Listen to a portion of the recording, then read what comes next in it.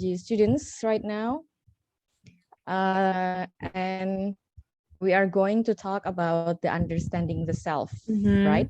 Yes. Yes. Okay, and before we start, I would like to read your resume first, your CV. Okay, so let me share the screen. Wait a minute. Where is it? Oh, here it is.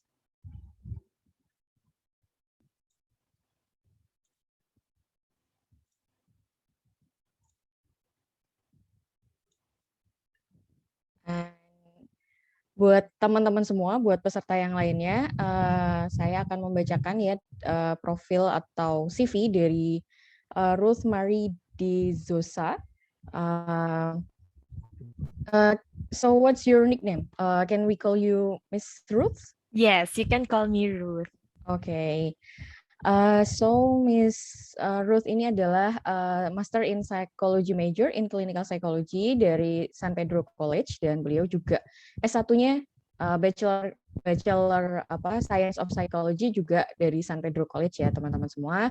Dan beliau mendapatkan ini beberapa prestasi, yaitu beliau lulus secara cum laude, kemudian Clinical Efficiency Awarding for Outstanding Involvement in Extra and Co-Curricular Activities, Dean's Lister Leading Light Sentinel Awardee Best Intern in Industrial Setting and Testing Setting. Wow, what an amazing achievements ya teman-teman. Nanti bisa belajar banyak dari Miss Ruth di sini, dan di sini ada beberapa informasi yang lain. Jadi beliau pernah sudah mendapatkan izin licensure examination sebagai psychometrician dan psychologist juga gitu. Kemudian ada beberapa work experience beliau di sini. Ini sepertinya beliau adalah business owner ya dari Hiraya Cafe di Davao City. Wow.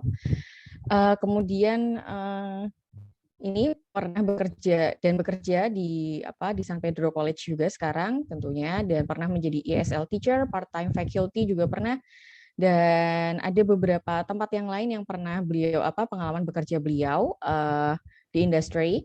Kemudian beliau juga ada beberapa speaking engagements, pengalaman sebagai pembicara di sini. Kemudian ada beberapa skill beliau, yaitu terutama dalam teaching, interviewing, training facilitation, test administration, scoring, and interpretation. So actually our students right now, they are learning intelligence test and inventory and personality inventory test. So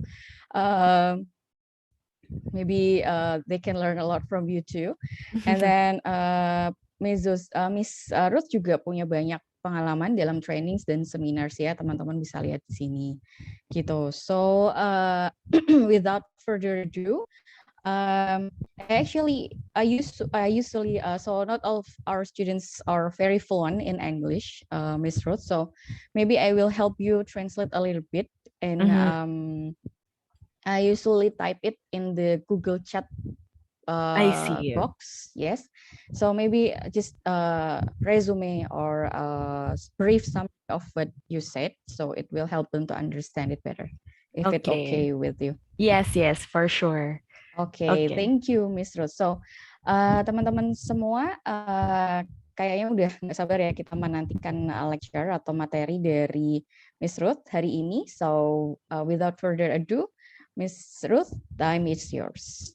Okay, so good morning, everyone. Again, I am Miss Ruth, and currently I am a full-time faculty of San Pedro College. So as of the moment, I am teaching social psychology and understanding the self.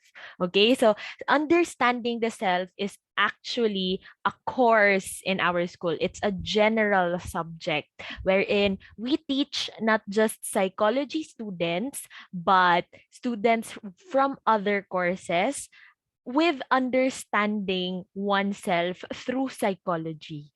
Okay? So since you are already third year students, am I right? Yeah.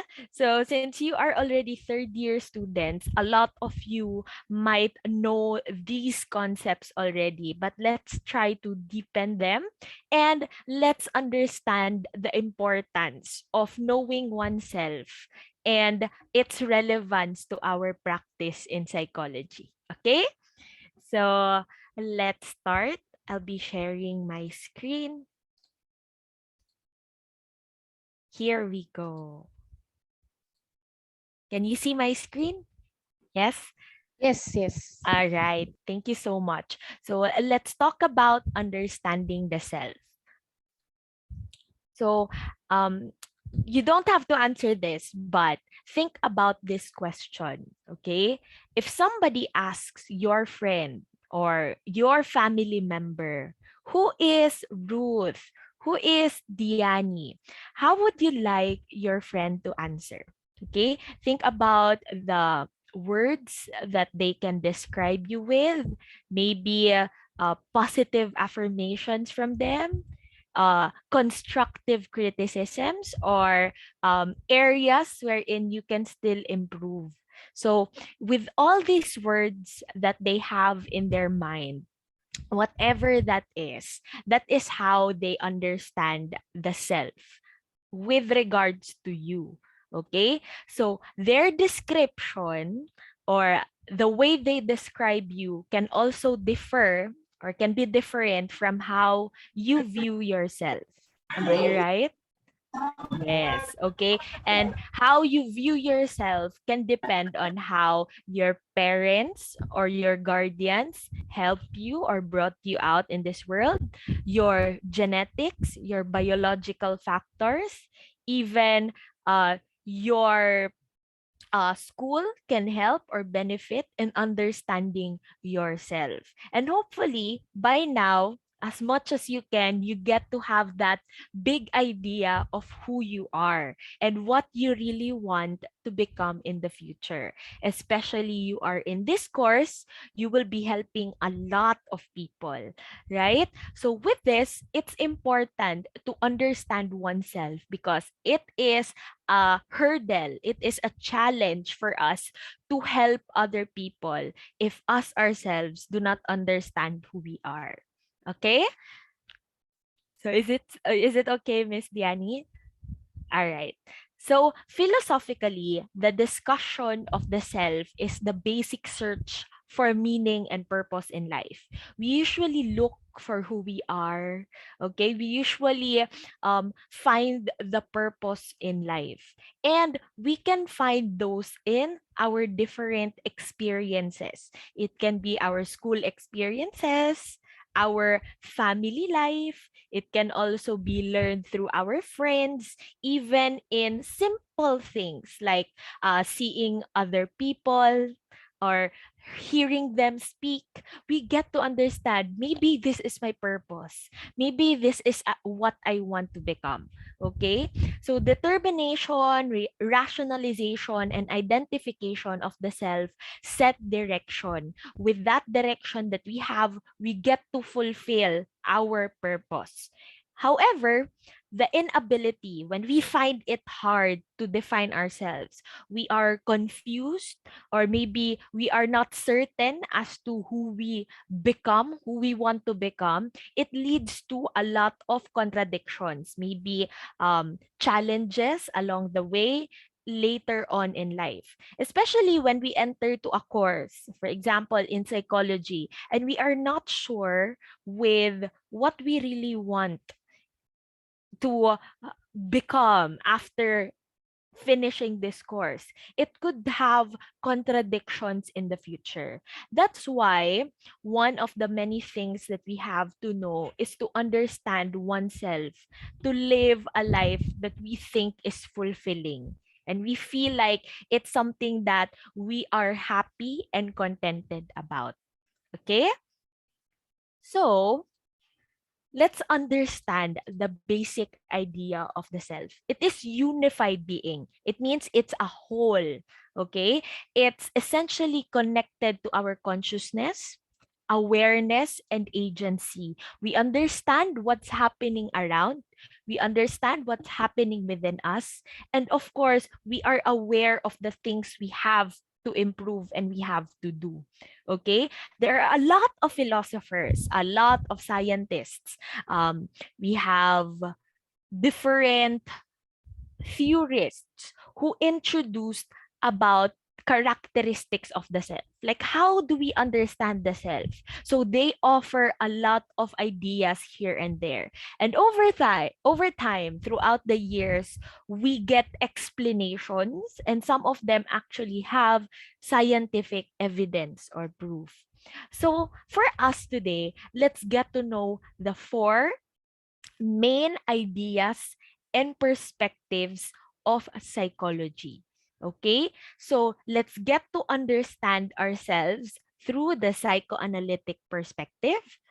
Probably you have heard about this: the humanistic perspective, the trait perspective, and social cognitive perspective. So here, we understand that we discover who we are as people. And as of the moment, we understand why we act in certain ways because of the emphasis of childhood experiences. Okay? How we are treated as children, how we relate to other students in the school. That's how we form the idea of the self. Maybe you feel like you have a happy childhood. You have good experiences. You played a lot. You went out a lot. You had lots of friends. So as of the moment, probably you are an extroverted person. You have more interactions. You like participating in school activities. While we also have to understand that there is the presence of the different layers of the mind, especially the idea on the unconscious. Some of us are not aware of our desires, our goals. And it is said in the psychoanalytic perspective that these desires, these goals about the self is deep-seated. It means it's on the inside. It's on the depths of our mind. Okay? With this, it will show in our outward behavior, how we act towards other people. We might not be aware about it. However, that's the dictates of your unconscious. Okay? So let's get to know about the main person who talked about the psychoanalytic perspective. Do you know Sigmund Freud? Probably, yes. It is the person whom all of us know, right? Especially in psychology. So Sigmund Freud is one of the pioneers in psychology. It means he is one of the people who created the name of psychology to be known to the world. Okay? And according to him, ego is not the master in its own house. It means that the ego will try to balance the different aspects of the mind. All right? So, there are three different division of the man's mind. We have the id, the superego, and the ego. And as soon as we are born, we form these three. And once we journey with life, we create the self that we are today. Okay? So the first thing that is formed is the id. It is intrinsic. Okay? And its goal is to give us pleasure. Meaning, when we are hungry, we have to eat. When we feel like we are dirty, we have to take a bath. When we feel like we want to relax, then we sleep or we watch television. So that's the dictates of the ego. That's the ego telling you, rest first, or before we study, let's eat first. So that's the id. Okay? And if you remember, when you are still babies, all of us would just want to drink our milk, sleep, and just relax, right? So the id basically is the instinct that we have, okay? Because we want to be comfortable, okay? Comfortable with our surroundings. Now, the ego comes in. Okay, it tries to stop the id from just going to get everything he or she wants. That's why when we were in toddlers, even though we want to go out and play, we want to enjoy, sometimes we are stopped Okay, maybe we have to rest first, or let's wait first before we go out. So there comes a super ego. Super ego is learned from our parents by the rules that we have in school and even the law of the land. Okay, with this, id and super ego would be in conflict constantly. Okay, now the ego would try to decide which is the best decision.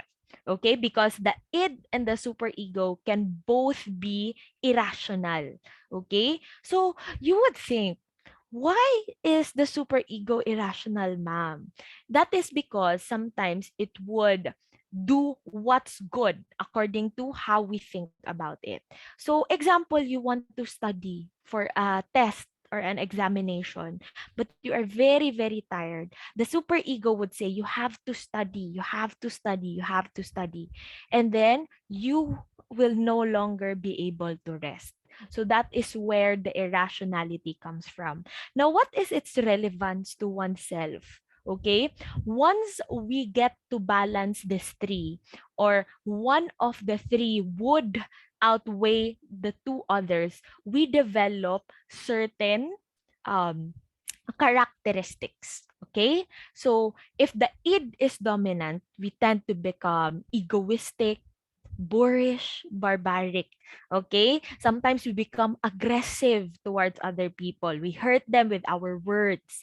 Okay? If the super ego is dominant, we become law abiding, morally upright, God fearing, and socially acceptable.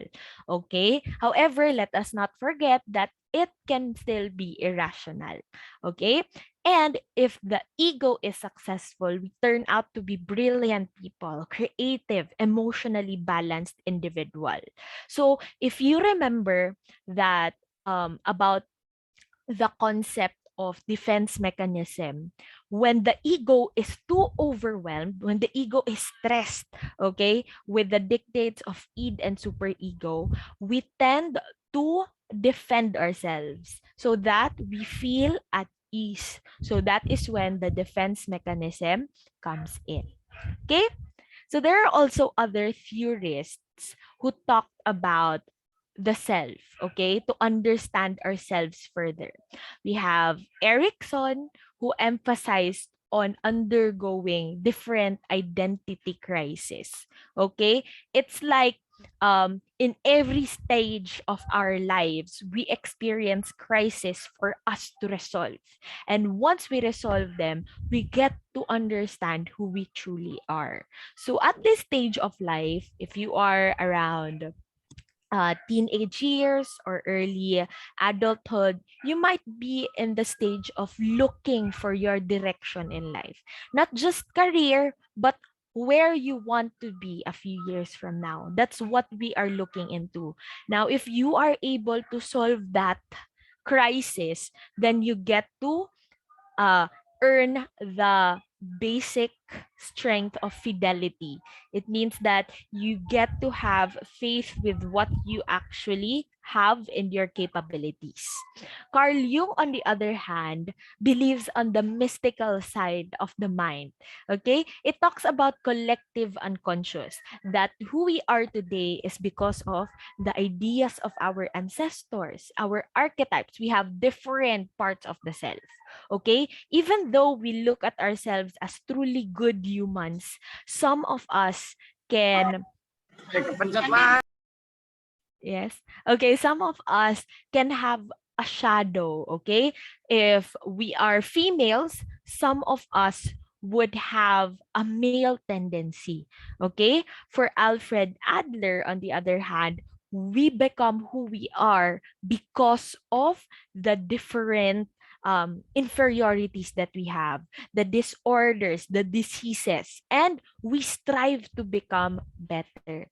For Karen Horney, she looks into the world of being alone, okay? Once we overcome being isolated and alone, we overcome other aspects of the self and we get to understand who we truly are.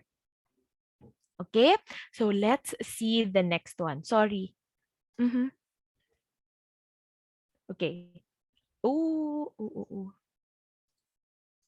All right. Can you see it? All right. So let's proceed to the humanistic perspective. Actually, this is my favorite. This is the part of the approaches which I like because it promotes free will. It promotes growth within us. That despite whatever wrong that we have committed in the past or the mistakes that we had, we can still be better people. Okay? It focuses on growth and it has a positive outlook of who we are as humans. Okay? So let's talk about some people who are very significant in this field.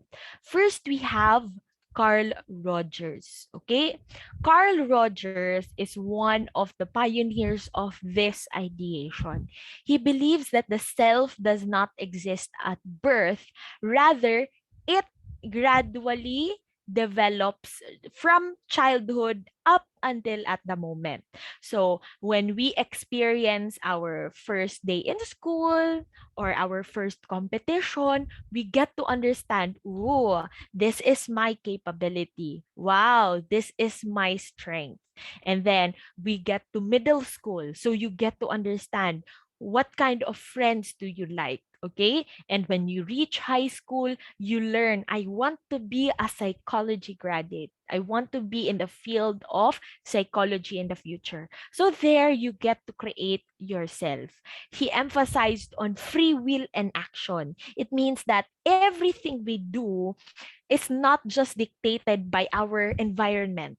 We are not restricted by people who are telling us what to do, but instead we have this choice. Okay, if I want to be a doctor, then I will be a doctor according to my free will. And the self is ongoing. So as of the moment, we are still developing ourselves and we respond to our environments. Furthermore, we have different parts of the self. First, we have the real self, who we actually are, okay? How we feel, how we look, and how we act. When we feel comfortable about ourselves, that's our real part of us. However, we look into the future. We are futuristic people. We want to dream, right? We want to aim high. We want to reach a specific goal because it motivates us to go on. Now, that's when we create our ideal self. That's the person who we think we would be in the future. Okay? That can be from our models, that can be from our set goals when we were younger, and it can change over time. Okay, in achieving the ideal self or any goal, there are different studies that emphasizes the importance of visual imagining. That's why when we think of our dreams in the future, we tend to dream of it, we tend to put a picture with it because we want to be that person we have in our mind, and it pushes us to be that person. Okay, so it is best to know as accurate as possible as who we become in the future. So this is in another field of psychology. It's industrial psychology, but it is said that the more challenging that we set our goals into, but as much as it's reachable, we tend to achieve them and we become much, much more fulfilled with it, with that achievement that we have. Okay? So there could be congruence or incongruence with the ideal and real self. And it affects our self esteem, the worth that we look into ourselves. So we experience this incongruence, especially when other people criticize us, when we are reminded of who we are as of the moment, or other people would say, you won't reach that goal. Okay, so we tend to feel, am I really worthy for that goal? Do I have to achieve more, or is this the person I am now and will be forever? Okay, but changing the way of our thinking can help us understand that we could be more than who we are today. Okay, So there are other theories that also talked about or emphasized on humanism, okay? Emphasizing and understanding free will. And one of which is Abraham Maslow. He emphasized the hierarchy of needs. But more than that, he believed in the idea of self-actualization. It means that we can reach a point wherein we are very contented with who we are and we already know the capacity of the person. But the catch for this is that only a few people would actually have the tendency to reach that point in life. Okay? Now let's look into the trait perspective. The trait perspective of understanding the self can be relevant or can be tied to the biological view of the self. Okay? So this looked at the self as something inert. Okay? On the inside, it's inherited from our parents, from our ancestors. Okay? And um, we understand these traits through tests, and we would see them. It's somehow consistent with who we are as a whole. Okay? So there are different theorists who talked about or who emphasize about understanding the self through trait theory. We have Eysenck. He is actually one of those people who believes in the biological aspect of the self. Okay, and there are three dimensions of the personality. There's extraversion and introversion. There's emotional stability and neuroticism, and there's psychoticism. So let's get to know each one later on. For Raymond Cattell, he developed a test, okay, on understanding the 16 personality traits that could be utilized to understand and point out the differences between each one, okay? And you might have seen this test, you might have taken it, and with that you get to understand your personality, okay? And one thing that we learn from this, it's usually relatively stable. Okay, it can be affected with our mood as of the moment. It can be affected with our feelings or the current predicament that we are in. But generally, once we say it's part of the person, it's already there. Okay, so if we are extrovert, then generally we are extrovert. However, there are times wherein we feel like I don't want to talk to people today because I'm sad, or I don't feel like I'm comfortable with the environment that I am in. So I will not show this part of myself yet. Okay. For Macrae and Costa, this is a very, very famous theory, and they talked about the big five. Okay. So that's the ocean. Okay. For the ocean, they have emphasized on five traits. We have the openness to experience, conscientiousness, extraversion, agreeableness, and neuroticism.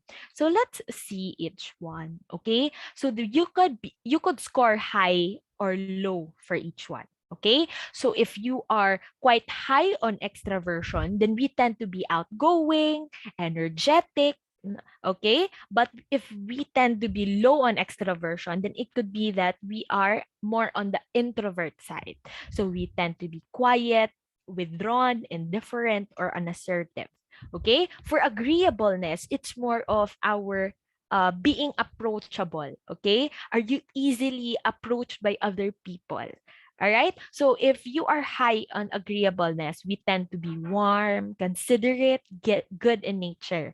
But if we are low in agreeableness, we are aloof, easily irritated, get mad with other people, with the presence of them. We get easily irritated with others' ideas and feelings shared to us. When we are conscientious, actually, we tend to become more responsible if we are high on this. That's why it is said a lot of leaders, world leaders, are high in conscientiousness. Okay, they are responsible, dependable, and goal oriented. While if you are low in conscientiousness, you tend to be impulsive and carefree. For emotional stability, that's on being confident, being stable emotionally. However, if we score low on this, we tend to be moody, we have lower self confidence. And lastly, openness to experience. Are we willing to try something new? Are we artistic, creative? Do we imagine ourselves to become someone bigger? So we tend to be more into arts, the disciplines which are not so strict or rigid because we want to experience the world. But those who are a bit low in the openness to experience, they narrow their fields of interests, likes, and tried and true. Okay. However, we cannot say that the one is better than the other. It's just part of the self and understanding who we are. And if we think that this part of us should something that we have to improve, then that's the time wherein we try to expand our horizons. We try to learn something new. We try new skills and we learn from the people, especially our role models. Okay? Since we are talking about role models, let's talk about the social cognitive perspective. In this specific perspective, it's very important to note that we are influenced not just by environment, but also the consequences of it. Okay? So here, you might have heard about the Bobo Doll. Okay? Have you seen this video already? If yes, that's good because that's the basic understanding that we must have in social cognitive perspective. And one thing that they have pointed out is that those people whom we look up to, especially our parents, no, our heroes, we tend to imitate them. We tend to imitate their behavior, how they act in the environment. Okay? So for the social cognitive perspective specifically, it emphasizes observational learning. But to note, sometimes we learn through observation, but the behavior does not follow. Okay? Yes, we can learn that punching can hurt other people, but not all of us would just punch other people to hurt them. Okay? We learn it, but we don't apply it. All right, so that's social cognition. So one of the biggest contributors for this discipline is Albert Bandura. Okay, he talked about the agencies of the self. He asserted that people are not merely passive entities. We are not just clays who are formed and molded by other people, and we just act accordingly. We are not puppets, but there are other environmental factors and forces that can be driven by inner influences. Okay? So it means to be an agent is to be capable of intentionally influencing ourselves. Okay? It means that we can think for ourselves. There are other people who might be into activities that we are not very agreeable with, but it's up to us if we follow them or not. Okay, so it emphasizes on our ability to make our own life decisions. So here, this theory specifically rejects the notion that selfhood is culturally influenced by urges, okay, by the inside. Rather, it looks upon every human as capable of thinking. We can think for our own. We can decide for our own. We can foresee what will happen in the future. That can be because of the experiences that we have, okay? And we can control our actions. If we feel like, oops, I have done something wrong, maybe I can modify my actions. Okay? That capability is termed as the human agency. And its relevance to ourselves is that when we feel like we are drifting apart from the goal that we have this choice to go back. Okay? Or if not go back to our path, we can look for other ways to still reach that goal we have in mind. Okay? So let's talk about the four properties of the human agency. So Albert Bandura said that there's intentionality on how we act. It is manifested in how individuals forms intention with action plans and strategies. Okay? So why do we study? Because I want to pass the exam. Why do I talk to a person? Because I want this person to be my friend. So there's an intention. You don't just say, I just want to talk to this person just because. Okay, I just want to talk to him or her, but there will always be a reason behind it. Next is forethought, how an individual positions him or herself in a future state of existing, meaning we ensure the plans can anticipate possible opportunities and roadblocks. So that is when we reach our goals. I want to graduate psychology with flying colors, or if not on a regular status. So, as much as possible, we we see the possible roadblocks that we experience. Maybe I am not really good with testing, so I have to improve on that. So once we have that course or that subject, I will learn so much so that when I pursue my craft, I will no longer have a hard time. So that's forethought. You already know what will happen. Next, self-reactiveness. Sometimes we cannot foresee the future, right? Because maybe we haven't experienced it yet. But we can react according to what's already happening. So if it happens that we fail in a test, you can say, oops, maybe I could try new strategies. Okay. Therefore, you get to understand, oh, maybe I am not really good with the subject. I have to exert more effort. So that's still understanding the self. And lastly, self reflection.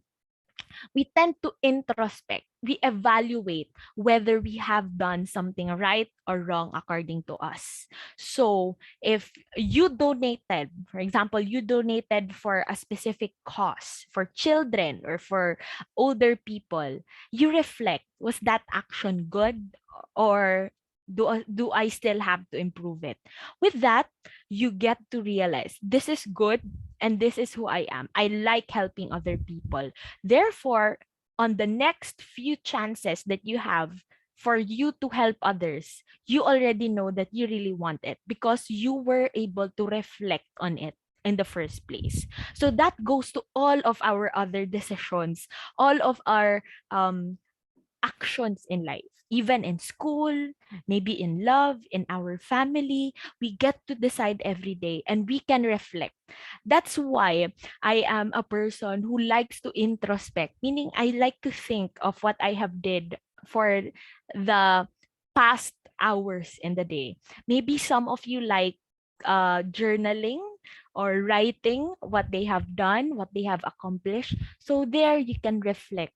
And by the next time you experience new or the things that you have already done, then you would know how to change your behavior as much as possible.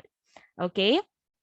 So the individual with agency is expected to be able to manifest these properties on how we function with the environment. Okay? Since our self is situated in a community, so for example, I am in the Philippines, I am in our community, then where there is interplay of activities like talking with my family, talking with my peers, having this conversation or lecture with you, and my intrapersonal activities like my thoughts, understanding who I am, the self functions as a product of these influences. It makes the person responsible for how he or she lets these influences affect how we respond and function in the future. Okay? So I hope it's clear.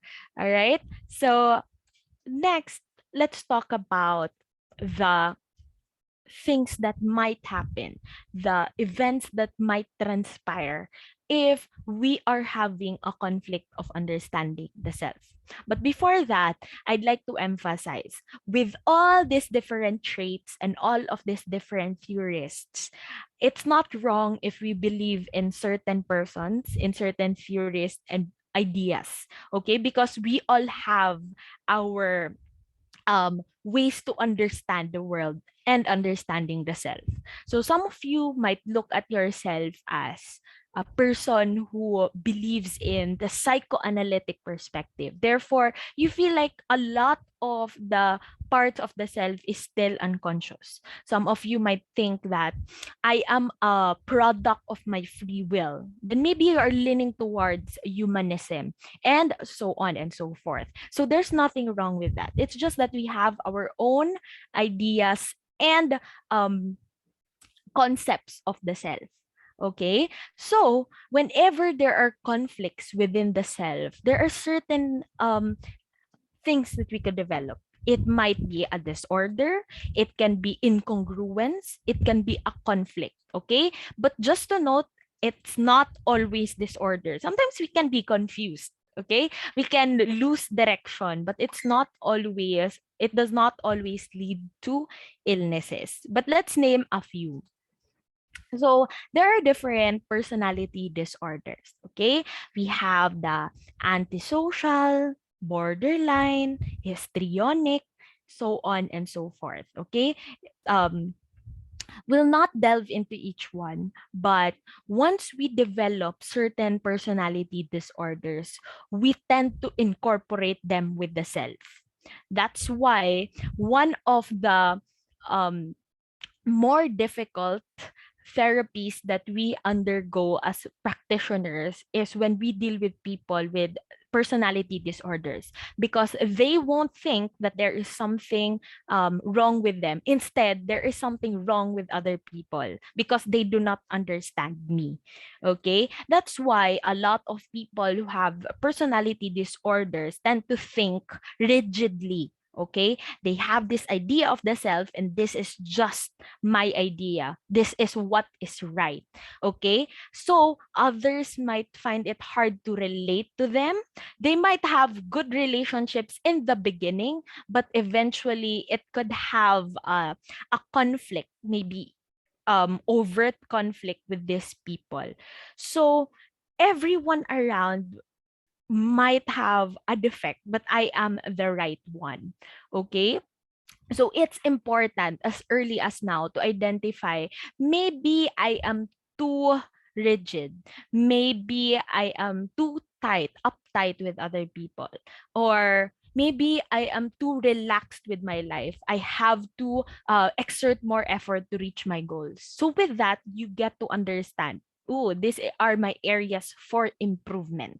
Okay, so rather than looking at it as a weakness, let's look at it as an area for improvement. All right. Next, anxiety disorders. So these disorders might be common to us. We experience stress. Do you experience stress? I do. I do experience stress on a daily basis. Stressors can be here and there, right? And it can come from catastrophe like earthquakes, right? Like we have typhoons, floods. It can come from major life changes, like when I entered to college, when I entered the workforce. It can be good. It can be a good stress, but sometimes it would lead us to feel like, am I doing the right thing? So it becomes a source of anxiety. Also, we have different illnesses, especially those terminal ones. We tend to feel like, is this the end of me? Maybe I have to achieve more right now because I have so little time left. Okay, even everyday hassle. Some of us might not look at this as stress, but these small things lead us to very big stressors or very big stresses, like when you encounter traffic, right? Very bad traffic along the road, and you become late in class, and then after being late you become reprimanded. So it it becomes bigger stresses. Okay, another one would be no electricity. Right now we are dependent on electricity and internet. That could be a daily hassle that could affect the person in reaching his or her goals or understanding him or herself. That's why we develop different anxiety disorders, such as generalized anxiety.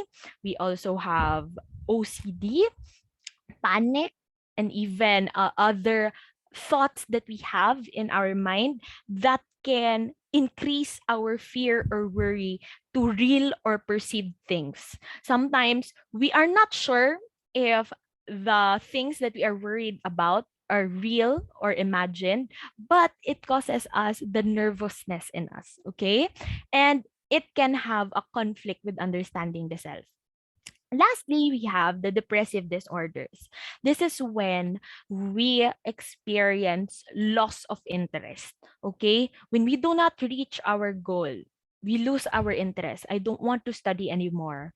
If we are reprimanded or being scolded by a professor, or if not a professor, a workmate, or uh, a superior, then we might feel like maybe I'm not doing enough. Maybe this is not really for me. Okay? So it could persist. It could happen again and again, and it could be for a long term. That's why you develop certain depressive disorders that could affect our growth as a person. Okay? And with this, we don't just settle with understanding this, but we can do something. Okay? Let us not just stop with the idea that this is just who I am. I am not capable. I am not sure of who I am. Okay? So we can always do new things for us to understand the world and the self. So first, we can do therapy. Okay? This is something us psychologists or practitioners would like to emphasize, especially to people outside our course, that joining therapy or asking for help doesn't make you less of a person, because asking for help gives you empowerment that, oh, this is my problem and I could still be better. Okay, so if ever there comes a time wherein we feel conflicted, wherein we might not be on the right direction, we can always ask for help, especially to the professionals. We could start ourselves, because as psychology majors, practitioners, that's our advocacy, to help other people struggling with themselves, or struggling with their daily concerns. Okay? You don't have to have an illness or a disorder to ask for therapy. You could consult, you could do counseling, talking it out, sharing your thoughts and ideas. So there are different therapies nowadays, like art therapy, wherein you won't feel that it's actually a rigid therapy, but you could enjoy, you could show your creative part.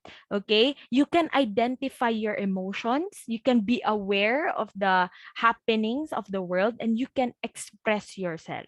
We also have the self-esteem therapy, wherein we get to value our sense of worth. We get to gain back the confidence that we have before. Okay, and understand that, oh, I can be a better person. I could do something else. There can be also some social cognitive therapies, wherein we do not just change our mindset, but our behavior as well. Also, the humanistic therapy, wherein we get to emphasize and understand the importance of growth. Okay, the importance of free will, that I could still be a better person. We also have psychoanalysis, wherein we understand our dreams, right? Wherein we get to make sense of our impulses, of our desires. Okay, and we have the behavioral therapy, wherein we tend to improve our actions, okay, for us to become better people. And of course, we have self care. Do you guys do self care? Do you take care of yourself? Relax every now and then? Yes? I hope yes, because another thing that we have to emphasize is that there's nothing wrong with taking a break. We might feel like, I'm a student, ma'am, and I have lots of obligations, I have lots of responsibilities, and I cannot rest right now because I don't have the right to. But how can you be able to make good outcomes or focus on your task if you are not well rested? That's where self-care comes in. So this is where we deepen our conversation of understanding the self. We cannot truly move towards understanding oneself if we do not look at the needs of ourselves. Okay, that's why before we help others, we help ourselves first. Okay, so that's why we take care of the self. So you cannot give to others what you don't have. And that is true. It is an old adage that makes such relevant sense in most, if not all, aspects of our lives. Okay? We have to learn how to take care of ourselves before we can properly take care of others. So, if we already have a family, if we are already done with our course, we might feel the responsibility of taking care of them, right? Even now, like when we have friends who have their problems, who have their concerns, we might feel like I have to listen to my friend. But you also have to listen to yourself. You have to feel if you are already tired. Am I still doing good? Am I still working? So there you get to understand that there are different parts of you. So self-care refers to all activities that a person does to maintain and improve his or her physical, psychological, emotional, social, and spiritual well-being. So you have to remember, when we care for ourselves, we don't just affect our mental health, but the person as a whole. Okay? So let's talk about the different dimensions of self care. Here, we have the physical aspect of us. We have the physical part of self. So these are activities that we do to improve our physical well-being. Okay? Like sleeping 8 hours per night, maybe six if we cannot do the 8 hours, drinking lots of water, eating healthy, and exercising. Just to note, you don't have to have a very slender body for you to feel like physically I am well. But instead, if you feel like you are nourished well, if you feel like you have to improve your skin, maybe your other parts of your physical self, then that's self-care. Okay? So we don't have to be very slim or very voluptuous. Okay? Like very curvy. But if we are comfortable with how we look like, then that's good. That's physical self-care. Okay? Psychological includes the activities that we do to deal and resolve our mental health issues. Okay? We address our thinking. We challenge it. Okay? So once we feel like we are becoming pessimistic in life, we tend to challenge it. Is being pessimistic a way to go? Is feeling down one thing that I have to do for me to reach further? That's why it's emphasized that when you are sad, be sad. When you are angry, be angry. But afterwards, you strive to become better. That's why we challenge our negative thinking and emotions later on. We criticize ourselves, okay? Constructively. We don't have to hurt our own feelings for us to feel better later on. We don't have to curse. We don't have to say too negative things, but let's focus on the growth that we can do. Next is emotional. It includes activities like coping with stress and grief, especially with the conflicts that we have interpersonally. Sometimes we tend to say sorry even without the intention of doing it, just because we want everything to calm down, just for us to feel at ease. But later on, once these problems that we had in the past would resurface, the tendency is for us to burst out emotionally, right? Because it could be bottled up. So it's important to understand our trigger points. What stresses us the most? Okay. Also understand how we overcome grief after feeling sad because of a loss of a friend, maybe when we go away from our comfort zone, what can we do to improve ourselves emotionally? All right. Next, we have the social part of us, the social self-care. That is when we connect with other people already. Okay?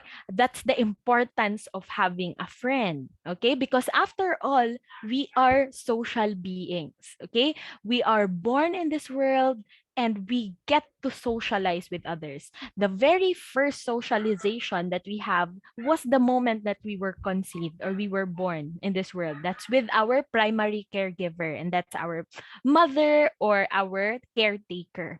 So, with that, we get to understand the feeling of connecting with another person, the warmth that we get from them. That's why if we feel sad, if we feel devastated by something that we experience, we can always look for people whom we are very comfortable with, whom we like to interact with.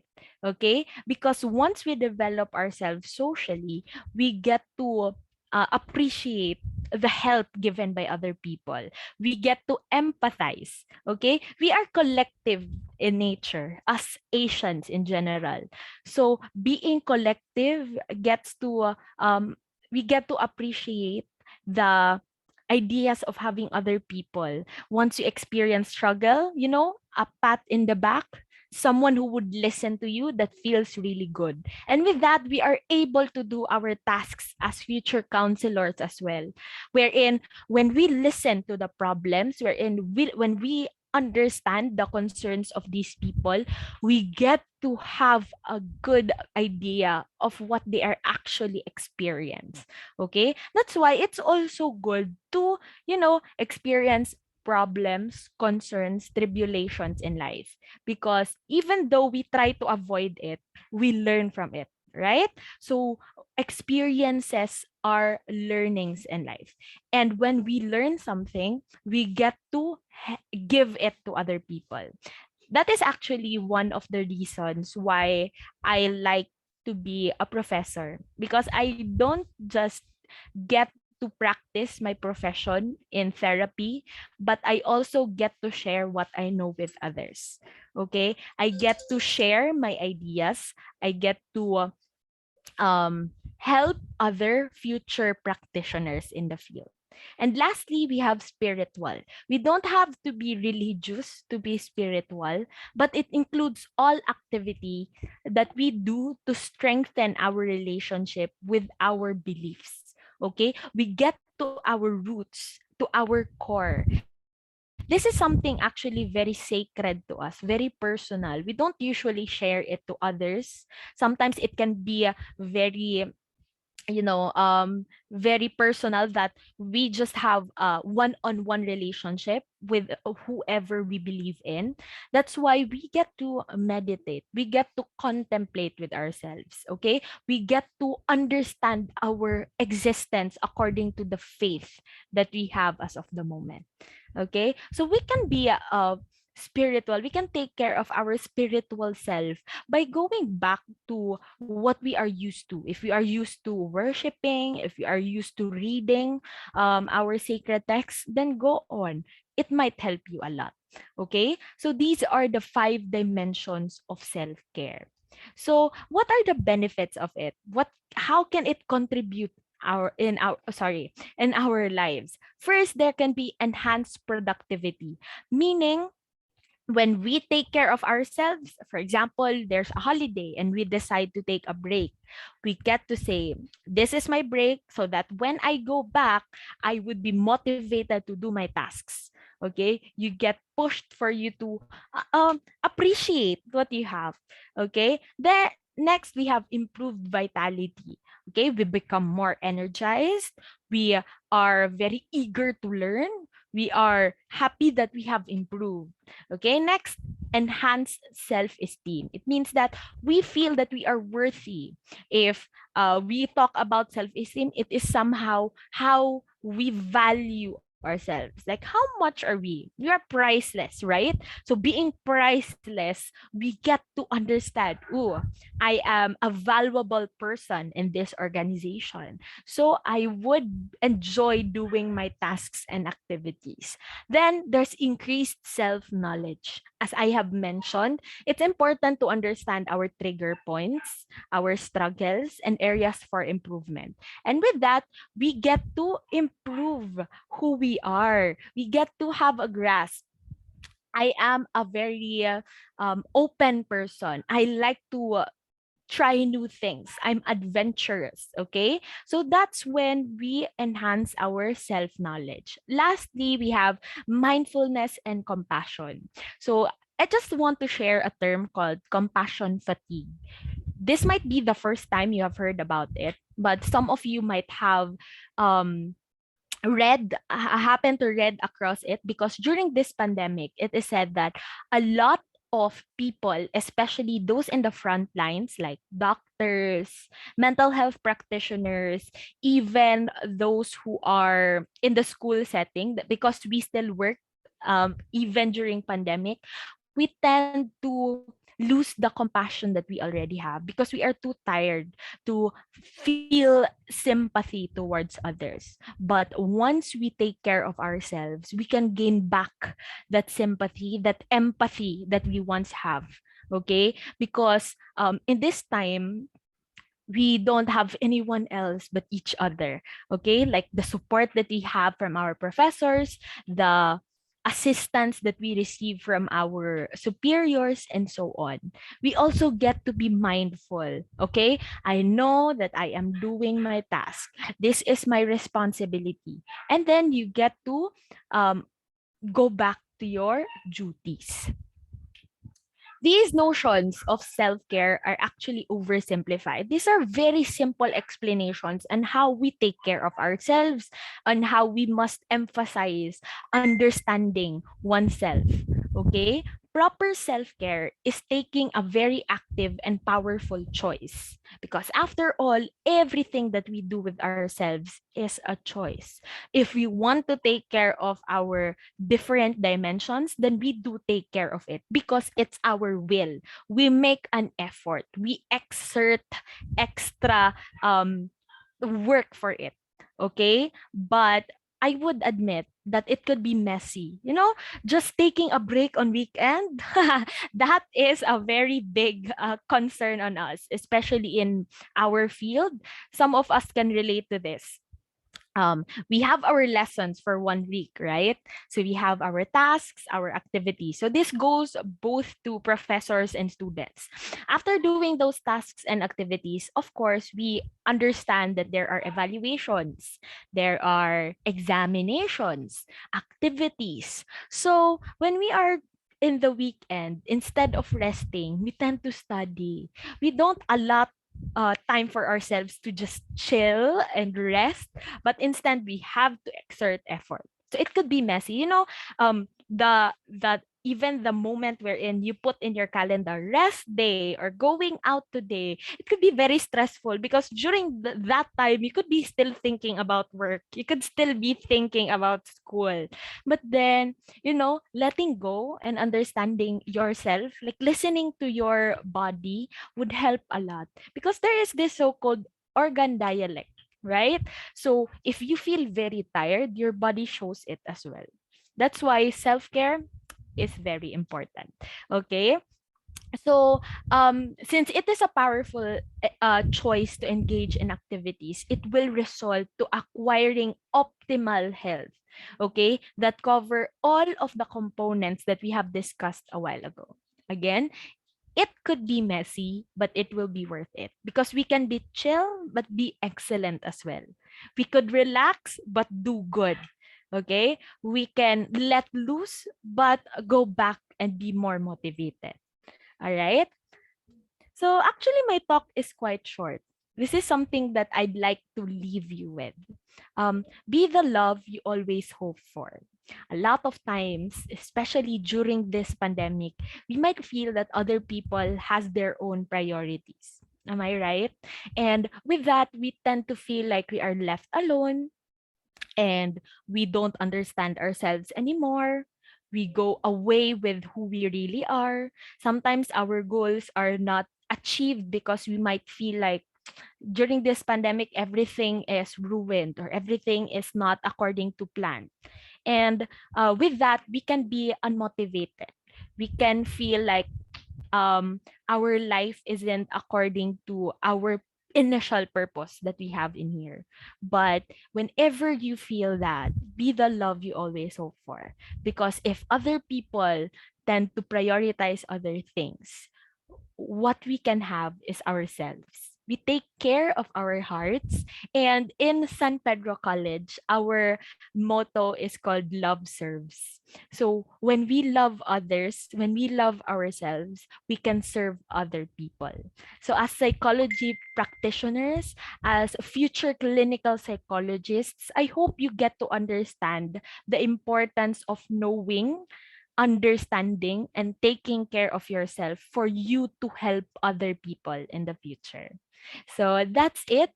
Thank you so much. I know it can be a bit short, but I hope you learned from it. Thank you. Thank you, everyone. Thank you, Miss Tiani. Okay, thank you, Miss Ruth. That is the last one was very powerful, and I actually reflect on myself as a clinical psychologist practitioner. And this is a very great notion, guys, teman-teman semua di sini, how we should love ourselves first, how we should take care of ourselves first before we can actually love others, before we can actually serve other people. That is very good reminder for all of us here. And this is actually a very good time, Miss Ruth, because this is they are in the 5th semester, and they are very stressful right now because they have so many practicums in intelligence tests, personality tests, and as you said that they still have to work even on weekends. So True. and right now they have a lot of reports.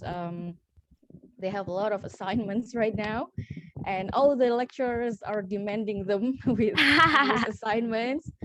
So this is actually a very good reminder for all of students here today with us.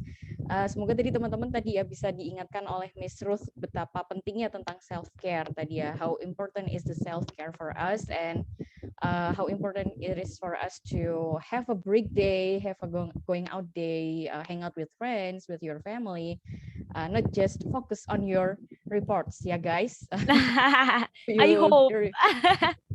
You should remember that. You should remember taking a break as well. And at first, we cover a lot of points today, in which the first is the understanding of the selves from various perspectives for psychodynamic perspective. We just actually learned this in our class, yeah, class C, especially Wow. a few weeks ago about the understanding of the self through psychodynamic perspectives and its intervention techniques as well, and also the humanistic perspective. We just talked about it recently too in class, and from other perspective as well. You guys might learn it in our personality class last year through the social cognitive theory, and then the trait theory as well. And Miss Ruth covered some of the common psychological disorders, and then the last thing was the self-care. So I would like to invite our students here today. Teman-teman silakan bisa bertanya. Apakah ada yang mau ditanyakan? Mungkin Miss, yes. Izin bertanya, Bu.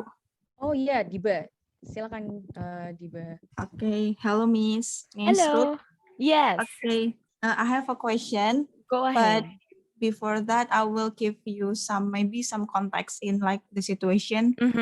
Like we know that when we work for someone, maybe like we are employee, we have to work with our boss, or like we work with our friends in group or organization.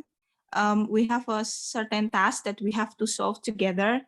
And when we feel like we need a self-care, we just don't know how to tell them in a proper way. I mean, like we are afraid that we'll give them more burden if we are not participate in the task while we Right. do self-care, or simply because we afraid to tell people because maybe we'll influence people about their expectation about us, like our work ethic maybe, or our performance. So that can you give us a tips how to handle ourselves in those kind of situation, and how to tell people that we work with, that we work together, that we need some space or self-care in a proper way, because that many people don't know about this. Can you give Right. us the tips about that? Thank you so much. Thank you so much for that very, very nice question.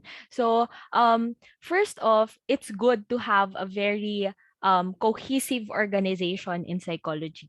So it could be a bigger scope. So this can be a very big move for us in psychology, but having this provisions of helping and understanding employees with their workloads can be a lot.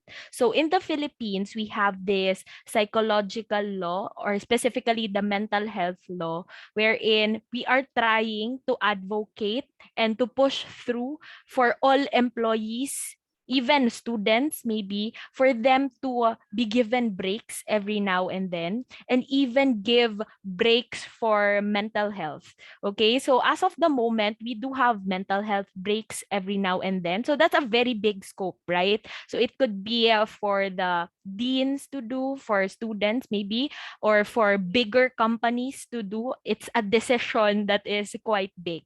For us as employees, or for us as students, what we can do first and foremost is time management. Actually, we do not just call this time management, but self-management. Okay, there are instances wherein we might find it hard to look for a time for us to take a break. But even as short as 2 hours, 3 hours, the resting, like not thinking about anything at all, like after work or after school, you could allot it yourselves. But considering your superiors or your professors, if you are looking into that aspect also, how we can talk to them is actually emphasize the importance of mental health. It could be, it could be a long road, because it's not easy. Like, we don't just sit with a superior or a boss and we just say that this is mental health and we have to improve it. Okay, and we have to have rest every now and then.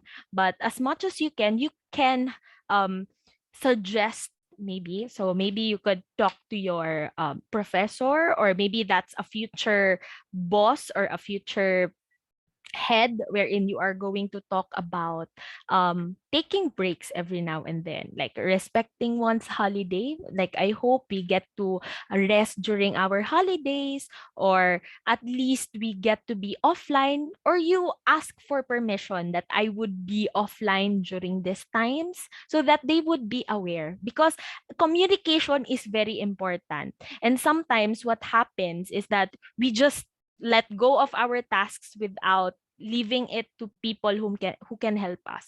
So if we are in a group, then we could ask a group mate to aid us with our work for the meantime, so that we could take a break. And then when it's their time, we can take over their tasks. Okay? So that is another way for us to communicate with our equals. We can also properly give tasks to each other, wherein we could have breaks in between. So that can be a common conversation between you and your partner or your colleague. So for your boss, going back, aside from talking about mental health, making them aware of it. Since again, it's a long process, you could ask for breaks, okay? You could politely ask if you could take a break, so that once you go back, you get to do your tasks properly. Because after all, whatever is your emotional stability as of the moment, or your mental health in general, it could actually affect the product of what you are doing. Okay, if you are distracted, if you are tired, it could lead you not to have very good outputs. Okay, so aside from communication, it's good to be consistent, or to actually be diligent with your tasks, meaning you finish it and then you take a break. Or if you can't finish it, you must have a very good plan on when you are to finish it and how you would do it. So I hope that makes sense and that helps with your communication with your future uh, workmates and your heads. All right. Okay, thank you, Miss Thank Ruth, you so for much. your Okay. answer. Thank you so much, Miss. Very clear. Thank you, Miss Ruth. Thank you, Budata. Okay, and well, it's fortunate for us, Miss Ruth, that we have our dean here today, Mr. Ruseno. Wow. Good morning, Dean. Okay, good morning, Miss Ruth. I hope you are Welcome well. to So this is actually a very Unissula. important question. Welcome to Unissula in Semarang, but virtually. Actually. Thank you so much. Virtually. I hope I get to go there soon. Yes, yes, hopefully. Okay, ada pertanyaan yang lain teman-teman, atau is there any other question dari teman-teman semuanya? Mungkin kalau nggak bisa di open mic, bisa diketik aja di kolom chat gitu ya teman-teman. Kalau misalnya pakai bahasa Indonesia juga nggak apa-apa, nanti saya bantu buat diterjemahkan seperti itu. Silakan buat teman-teman yang lain, silakan mengajukan pertanyaan. Bisa diketik aja di kolom chat kalau nggak mau nggak mau di open mic, dan kalau misalnya mau pakai bahasa Indonesia, I will help you translate it into English. So please you can type your question.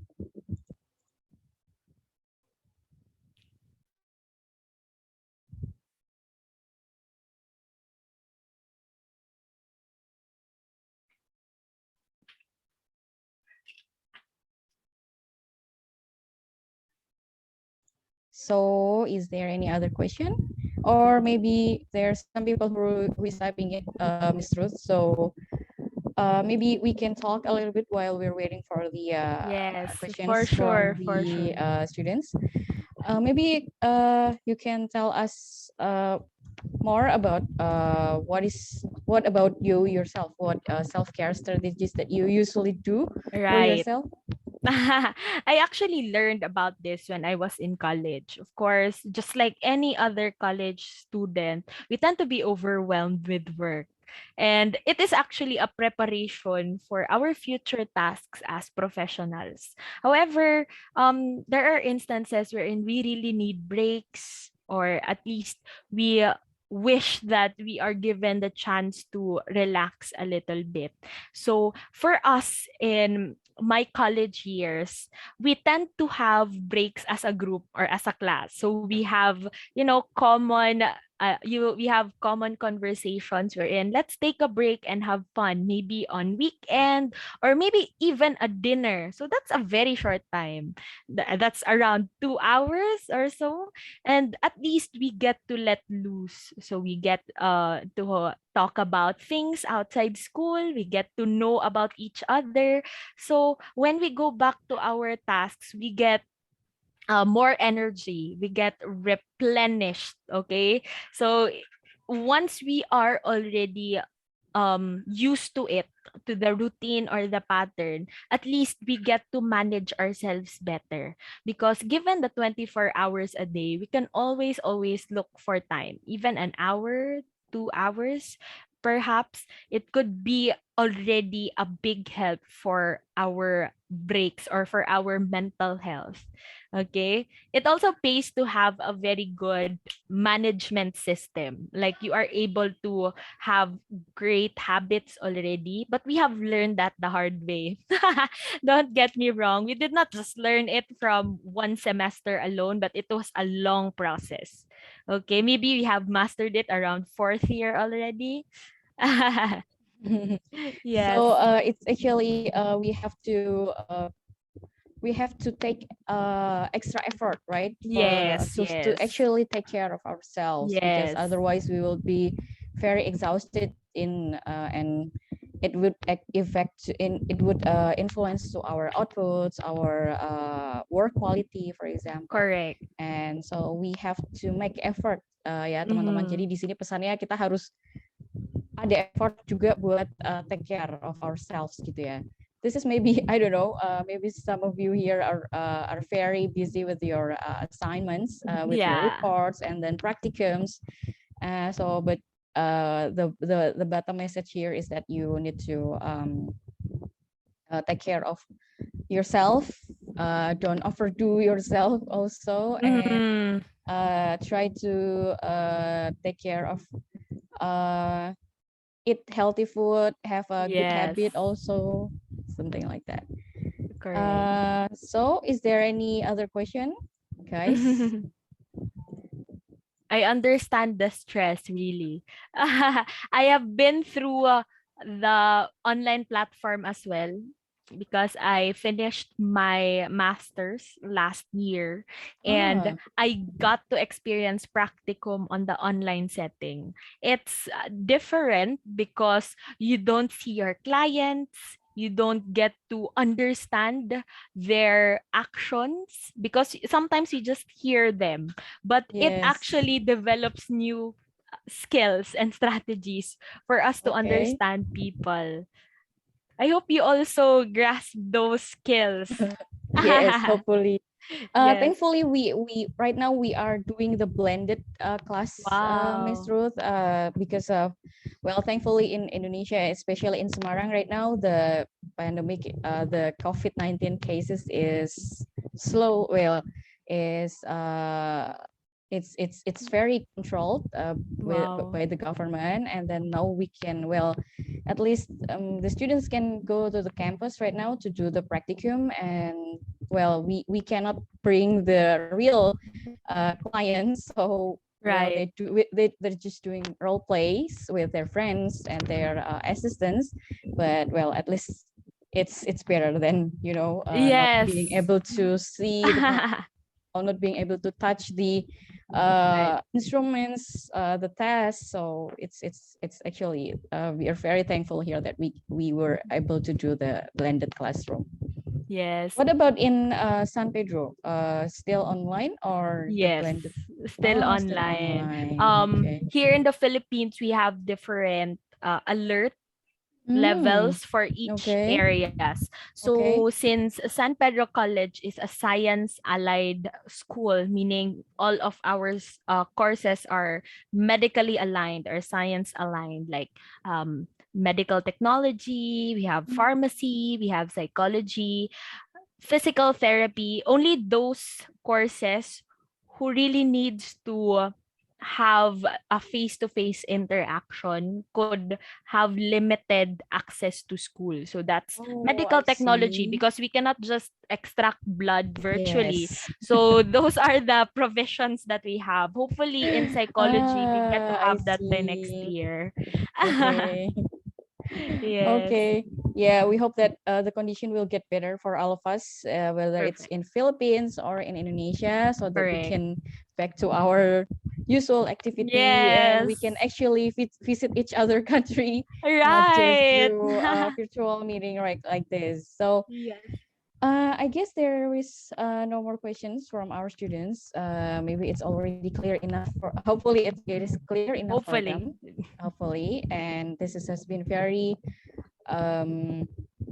fruitful lecture from Miss Ruth, and we got so many insights, whether it's about the understanding of ourselves, and then how we actually do extra effort to take care of ourselves, because no one else will do it if it's not us, right? So Yes. so again, very much Miss Ruth for being with us Thank you here so today. much.